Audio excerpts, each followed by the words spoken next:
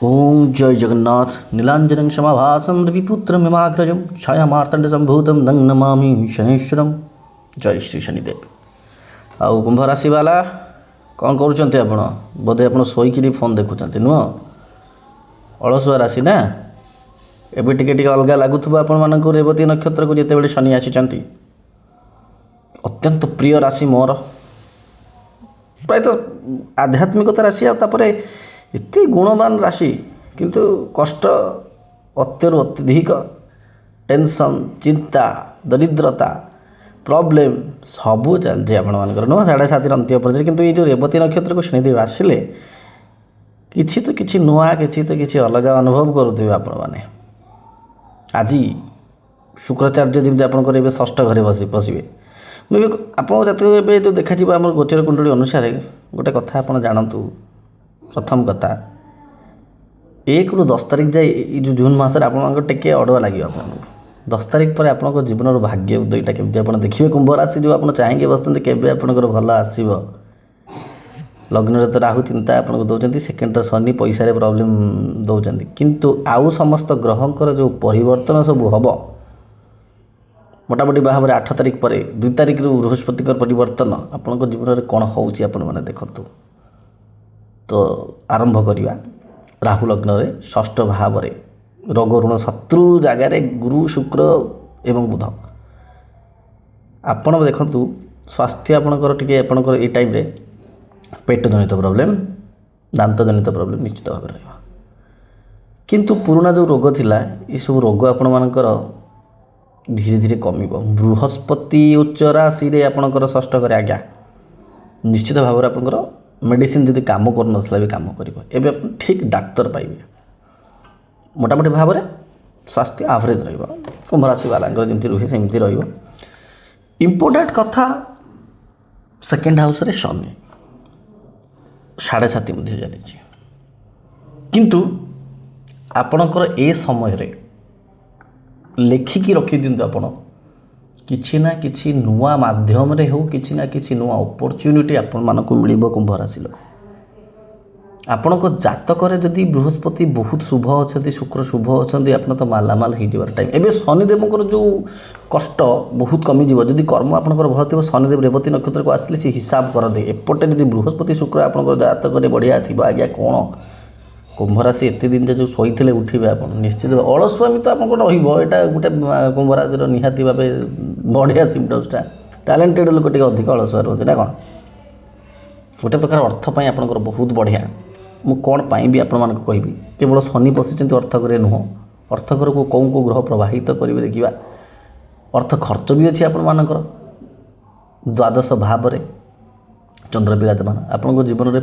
जदि परिवार कथा आम कहवा इम्पोर्टाट कथा परिवार रे आपणकर नाम जो आपको जो कमीटा देखा जाए एथर बढ़ चतुर्थ घरे टी आप झगड़ा फगड़ा ये सब जिन जगी जातु मंगल अच्छा किंतु बृहस्पति आशीर्वाद और मंगल देव स्व राशि चतुर्थ घरे जिते थे जो मंगल पलि आसवे सेकेंड माने राशि को एपटे बृहस्पति षष्ठ घरे तांकर दृष्टि कर्म घर को देखिए आपण मान जगह किणवा प्रॉपर्टी किणवा गाड़ी किणवा घर किणवा बहुत बढ़िया हो निश्चित भाव ये सब जिन कम कर एपटे संतान भाव में आपर जेहेतु सूर्य बसवे किंतु एबे बुध अच्छा संतान ठू भी आपर उन्नति हो आपंकर संतान जब चाकरी चाहूँ ये आप संतान को आप निश्चित भाव छाड़ी दिंतु आप तू चाकरी कर तू इंटरव्यू दे बहुत बढ़िया टाइम एबे इम्पोर्टाट कथा आपणकर देखु षष्ठ घर चाकरी घर रोग घर ऋण शत्रु घर गुरु शुक्र बुध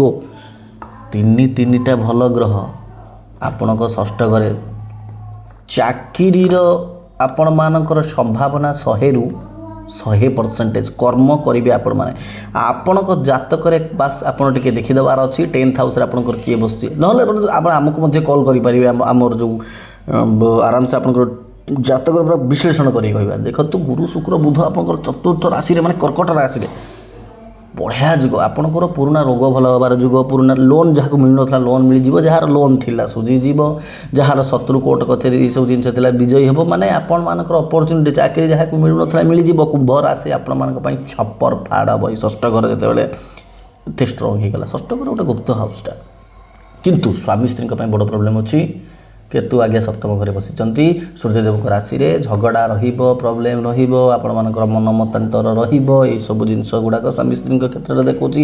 ଯଦି ଆପଣଙ୍କର ବି ସପ୍ତମ ଘର ଖରାପ ଅଛି ତ ଏ ଡିଭୋର୍ସ ଯାଏ ବି କଥା ଚାଲି ଯାଇପାରେ। ଗୋଟେ କଥା ଆପଣ ଜାଣନ୍ତୁ, ଯେଉଁମାନଙ୍କର ଚାକିରି କୁମ୍ଭ ରାଶି ବହୁତ କଷ୍ଟରେ ଅଛନ୍ତି, ବହୁତ କଷ୍ଟରେ।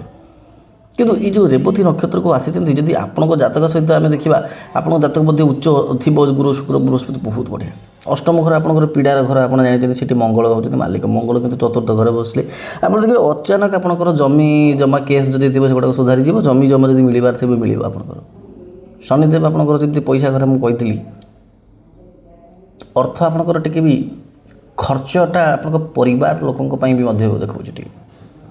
15 ତାରିଖ ପରେ, 12 ତାରିଖ ପରେ ବେସିକାଲି ଦେଖିବା, 15 ତ ଅଲଗା କଥା କହିଲା, 12 ତାରିଖ ପରେ ଦେଖିବା ଆପଣମାନଙ୍କର ଉତ୍ତରତର ଉନ୍ନତିର ନିହାତି ହିସାବ ଆପଣମାନେ ରଖିବେ।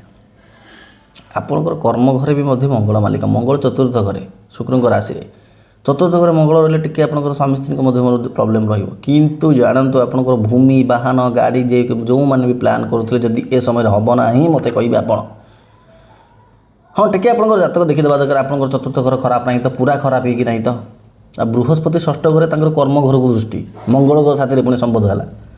ଏଇଟା ଗୋଟେ ବହୁତ ବଢ଼ିଆ ଅପରଚ୍ୟୁନିଟି। ଆପଣମାନେ ଯଦି ଚାହୁଁଛନ୍ତି ଇଣ୍ଟରଭ୍ୟୁ ଦେବାକୁ କିଛି ଆପଣମାନେ ଜବ୍ ପାଇଁ ଟ୍ରାଏ କରୁଛନ୍ତି, ଏ ସମୟରେ ଆପଣ ନିହାତି ଦିଅନ୍ତୁ ଆଜ୍ଞା।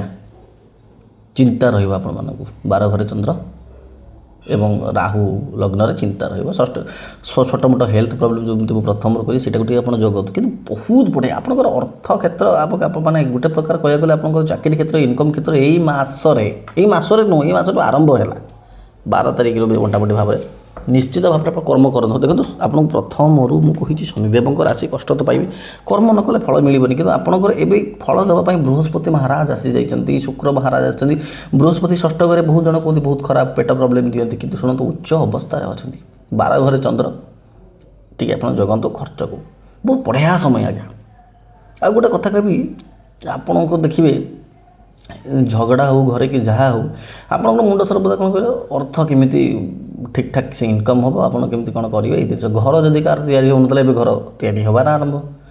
ବୁଧଦେବ ଆପଣଙ୍କୁ ବହୁତ ବଢ଼ିଆ ଭାବରେ ପଞ୍ଚମ ଘରେ ଯେହେତୁ ଏବେ ବସିଛନ୍ତି, ପୁଣି ଷଷ୍ଠକୁ କ୍ରସ୍ କରିବେ, ବହୁତ ବଢ଼ିଆ। ଆଉ ଗୋଟେ କଥା ଶୁଣନ୍ତୁ, କିନ୍ତୁ ମୁଁ ଏତେ କଥା କହୁଛି, ଯଦି ଆପଣଙ୍କର ନ ହେଲା ଆପଣ ପୁଣି ମୋତେ କମେଣ୍ଟ ମାଧ୍ୟମରେ ଗାଳି କରିବେ। ନମ୍ବର ବି ଅଛି ଗାଳି କରିବାର, କିନ୍ତୁ ଶୁଣନ୍ତୁ ଟିକେ ଦୟା କରିକି ଆପଣଙ୍କ ଜାତକ ବି ଦେଖନ୍ତୁ। ଆପଣ ଦେଖିବେ ଯେମିତି ଆପଣଙ୍କର ଶନି ବହୁତ ଖରାପ ହେଇଯାଇନାହାନ୍ତି ତ, ଏତେ ବଢ଼ିଆ ସମୟଟା ଏବେ ନା, ଏବେ ଆପଣ ସୁଯୋଗ ନିଅନ୍ତୁ। ଏ ସୁଯୋଗ ହାତ ଛଡ଼ା କରିବା କଥା ନୁହେଁ। କୁମ୍ଭ ରାଶି ଆପଣ ବହୁତ କଷ୍ଟ ପାଇଗଲେଣି, ଏବେ ଆପଣଙ୍କ ସମୟ ଆସିଛି। ଆଉ ଯଦି ଆପଣ ଦେଖିବେ ଆପଣଙ୍କ ଜାତକରେ ଖରାପ ଅଛି ତ ଏଇଗୁଡ଼ାକର ବହୁତ ଫଳ ମାଇନାସ୍ ହେଇଯିବ। ଏଇ ଯେଉଁ ଗୋଚର କୁଣ୍ଡଳୀ ଆପଣଙ୍କୁ ସପୋର୍ଟ କରିବ, ଆପଣଙ୍କର କୁଣ୍ଡଳୀକୁ ସପୋର୍ଟ କରିବ। ଆପଣ ତା ପାଇଁ ଆମକୁ ମଧ୍ୟ କଲ୍ କରିପାରିବେ, ଆମେ ଆପଣଙ୍କର ପ୍ରେଡିକ୍ସନ୍ ଆରାମସେ କହିବା। ଆଉ ଯଦି କିଛି ଗ୍ରହ ଖରାପ ଥିବେ ଆପଣ କେମିତି ତା'ର ଫାଇଦା ଉଠିବେ ରେମିଡ଼ି ଦ୍ୱାରା ବି କହିବା। ସ୍ୱଳ୍ପ ଶୁଳ୍କରେ ଆପଣମାନଙ୍କର ଜୀବନର ଭବିଷ୍ୟତର କମ୍ପ୍ଲିଟ୍ ଚର୍ଚ୍ଚା ହେବ। ହନୁମାନ ଚାଳିଶା ପଢ଼ନ୍ତୁ। ସର୍ବଶେଷରେ ଶନିଦେବଙ୍କର ବିଜୟ ମନ୍ତ୍ର ଓಂ ପ୍ରାଂ ପ୍ରିଂ ପ୍ରୁଂ ସହ ଶନିଶ୍ଚରାୟ ନମଃ ପଢ଼ନ୍ତୁ। ମାତା ପାର୍ବତୀ ପିତା ହର ହର ମହାଦେବଙ୍କ ପ୍ରାର୍ଥନା କରନ୍ତୁ। ସମସ୍ତ ଇଚ୍ଛା ଆପଣମାନଙ୍କର ପୂରଣ ହେବ। କୁମ୍ଭ ରାଶି ଆପଣଙ୍କର ସମୟ ଆସିଲା। ଜୟ ଜଗନ୍ନାଥ।